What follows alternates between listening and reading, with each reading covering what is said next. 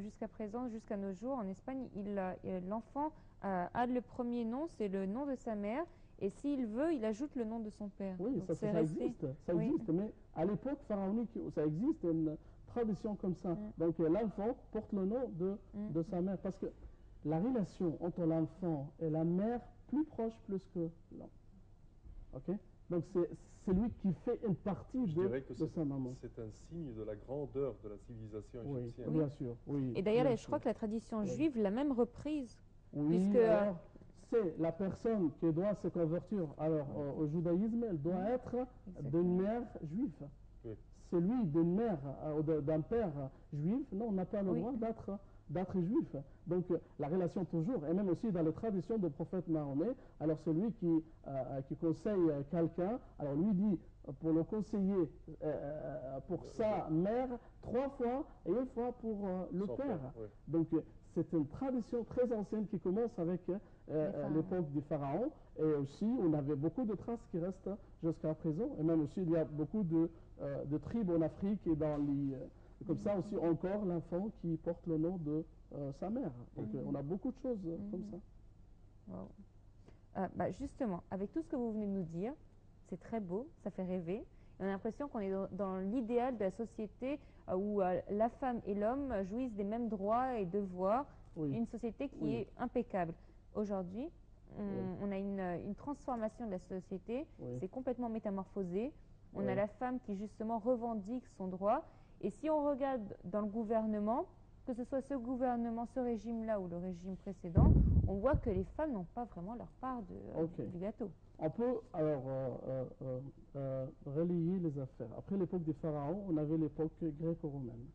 Alors la femme, pour les Grecs et les Romains, juste un corps, pas plus.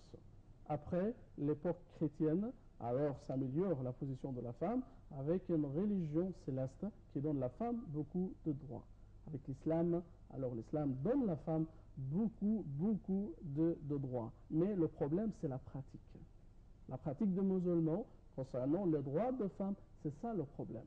Mais la religion donne la femme une position très spéciale. Mais toujours on parle de comment pratiquer dans notre vie concernant de la femme. Il y a une égalité de la femme par rapport de la vie. Mais on parle de l'héritage. Comment l'héritage, alors c'est l'homme qui prend alors 2 fois comme la femme. Mais les gens ne comprennent pas l'affaire. Mais si on explique aux gens, on doit être alors convaincu de l'affaire. Parce que dans notre société, c'est l'homme qui achète tout, achète l'appartement, à celui qui est chargé de tout. Donc, il a besoin de beaucoup d'argent. Donc, il prend alors 2 fois par rapport à sa sœur. Donc, il va marier alors encore une femme ou une fille alors qui a pris la moitié de son frère. L'autre côté alors, c'est échanger l'affaire. Oui. Parce que l'homme, c'est lui qui est chargé toujours pour faire la femme comme la maîtresse de sa maison. C'est elle la reine qui reste dans la maison. Alors, c'est comme ça. Donc, on doit comprendre l'affaire.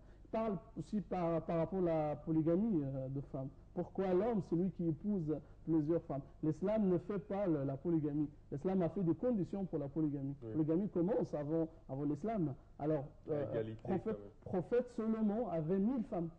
Oui. C'est mentionné dans la Bible. Prophète David avait 8 femmes, mentionnées par leur nom aussi dans la Torah. Prophète Jacob avait 4 femmes. Prophète Abraham avait 4 femmes. C'est comme ça, c'est la polygamie commence avant l'islam. Mais l'islam alors fixe. Alors, oui, alors c'est le nombre, mais pour le prophète c'était une autre chose. C'était un cas avec une spécialité. Oui. Oui, mais on va parler aussi sur ça pour comprendre l'affaire, pourquoi le prophète il a vu tout ça. Mais oui, mais une seconde. Le mariage dans ce temps, c'était un mariage politique, c'était une alliance, soi-disant, entre 2 tribus, entre 2 entre religions différentes aussi. Oui. Le prophète il a posé 2 femmes juives, il a posé une femme chrétienne, c'est Marie, le copte. Le prophète Mahomet, alors, c'était sa femme principale, c'était Khadija. Oui. Elle l'avait épousée quand elle avait 25 ans. Khadija, elle avait 40 ans. Elle reste avec lui 20 ans. Donc elle est morte à 60 ans. Et le prophète, 50 ans. Et elle représentait la femme active. Donc, imaginez ça. Alors, le prophète, il était très âgé, à 50 ans, et sa femme, 60 ans. Donc, et elle n'a pas marié une autre avec elle. Oui. C'est la fidélité. Mais après sa mort, alors, elle a marié encore Alors, une autre femme, elle était très âgée parce que son mari il est mort. Et une autre femme aussi, c'est Habiba, c'est Ramla bint Abi Sufyan. Son mari alors au christianisme. Donc ça fait un problème pour la femme. C'est son mari change la religion, peut-être elle va changer la religion. Donc le prophète l'a épousée aussi. Donc il y avait des raisons pour tout ça, pour la polygamie. Mais pour les autres personnes, il faut de 4 femmes, mais avec des conditions aussi. Il y a le temps, on va expliquer pourquoi ces 4 femmes. Oui, c'est mentionné dans le Coran quand même, si vous avez peur de ne pas être juste entre les Mais plusieurs avant femmes. tout ça, c'est un résultat tout ça. Mais pourquoi alors on marie une autre femme? Alors peut-être la femme elle est stérile. La nature de l'homme d'avoir des enfants. Oui. Donc elle a le droit. Donc je dois proposer à ma femme que je voudrais marier une autre femme. Ça l'accepte, ok. Sinon, alors on divorce. Elle a le droit de divorcer pour marier un autre mari. Ça, elle est très jalouse. Donc dans beaucoup des zones dans le monde, il y a des guerres. C'est les hommes qui sont morts à la suite de la guerre. Donc s'il y a beaucoup de femmes, ça fait d'une balance irrégulière dans le monde. Oui. Il y a beaucoup de femmes plus que les hommes. Donc on doit faire comme ça pour faire ça. En Irak, par exemple, il y avait des millions de personnes qui sont mortes à la suite de la guerre avec l'Iran, avec tout ça. Oui. Donc il y avait des problèmes là-bas. Donc la polygamie, dans ce cas-là, c'est une nécessité de la société, pour l'équilibre de la société. Et pour ça, on trouve dans quelques pays comme la Russie, par exemple, alors le pourcentage d'un homme, alors à l'autre côté, il y a 4 femmes. 4 femmes avec un homme. Donc ça, c'est pas bien dans la société. Pour ça, on trouve beaucoup de Russes qui cherchent le mariage ici, en Égypte, à regarder à Sharm el-Sheikh et tout ça. Parce qu'il y a un problème social là-bas. Dites-nous, après la civilisation égyptienne qui a mis en valeur la femme, quelle est l'autre civilisation qu'on pourrait dire que la femme a aussi prônée? Est-ce que c'est la civilisation grecque? Non, grec et romain, alors la femme n'avait pas de bonne position. Déjà dit alors. Grec, oui, un petit peu mieux plus que le romain. Le romain était militaire. C'était très violent, donc c'est un corps. Pas d'autre chose. Grec un petit peu mieux, mais bien sûr, mais pas de comparaison par rapport les Égyptiens. Aussi, dans la période islamique en Égypte, on avait une femme qui monte sur le trône, c'est Shagarat Dor. C'est la seule femme dans la civilisation islamique qui monte sur le trône. Elle a régné l'Égypte pendant une période très critique. Oui. Elle était la femme de Saleh Najmuddin. Il y avait la guerre de croisée. Alors c'était là-bas à Mansoura. Alors le roi elle est mort pendant cette période. C'est les soldats pendant la guerre savent que le roi elle est mort.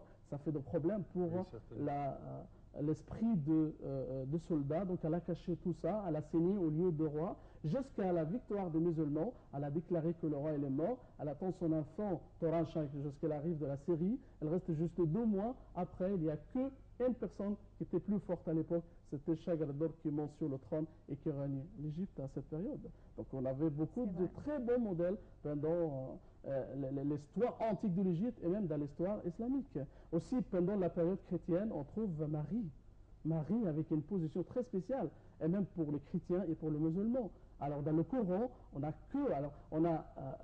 une sourate qui s'appelle la sourate An-Nisa, mais on n'a pas la sourate de Régal. On a aussi une sourate avec le nom de Marie. Oui. On a aussi le Coran, il a bien vénéré, bien respecté la femme de Pharaon. Alors c'est elle qui a vu un palais quand elle était morte, donc elle était aussi une femme élite par rapport de toutes les femmes. Donc en islam aussi, la femme a une position très spéciale aussi. Je pense qu'elle a occupé même au temps du calife Omar al-Khattab, oui. Elle était ministre du commerce, du souk, du marché. C'était une femme. Oui, il y avait encore une femme avec Omar qui a corrigé à Omar une idée. Il a dit que, alors, Omar wa asabat imra'a. C'est comme ça. Il y a le respect de la femme. La femme, c'est de la force. C'est de la force du caractère. Oui. D'admettre d'être fautif et de retourner à ce qui est juste. Oui, à l'originalité. Oui. Et de faire de bonnes pratiques et donner le bon modèle aussi. Oui. Parce qu'on a des principes, mais la pratique des principes, c'est ça le problème. Ce que nous avons jusqu'à présent. Dernière question est très rapide. Oui. Est-il pensable aujourd'hui dans notre société qu'une femme devienne président de la République? Pourquoi pas? Ça arrive. Mais on doit trouver de bons modèles aussi de femmes. on peut pas, ce sera acceptable? C'est acceptable, mais c'est avec le changement des idées de société. On doit trouver une femme qui est très forte, qui montre un caractère spécial pour convaincre les gens et le peuple de les lire. Mais on ne peut pas obliger le peuple de faire comme ça. Donc c'est une mentalité de cette période. Mais si on va changer la culture des gens, si on trouve des bons modèles de femmes, pourquoi pas? En Europe maintenant, à l'Ouest, même ils doutent de cette affaire. On avait l'élection d'Obama et Hillary Clinton. Obama d'origine africaine, non mais Obama est mieux plus qu'une femme. En France, on avait Ségolène Royal et Sarkozy. Sarkozy, très mauvais exemple. Alors sa femme, elle l'a quitté avant. Non, la victoire était très proche. C'est juste que médiatiquement, oui, mais médiatiquement, il était plus fort, on va dire. Donc ils ont choisi, ils ont élu alors qui? Sarkozy, mieux plus que Ségolène. Ségolène, c'était une femme très spéciale. Mais alors, c'est Sarkozy. Oui, mais même à l'Ouest, en Europe, ce ne sera pas choquant. Qu'on donne tous les droits de femmes. C'est juste de réclame de l'Ouest. Monsieur Smaïl Hamad, vous êtes historien et écrivain. Nous tenons à vous remercier au terme de cette édition. Merci à vous. Merci Noura. Merci Sameh, merci à vous d'avoir été des nôtres. J'espère que vous avez apprécié cette édition comme nous l'avons appréciée. Merci à vous et on se retrouve demain avec une nouvelle édition de Bonjour Égypte.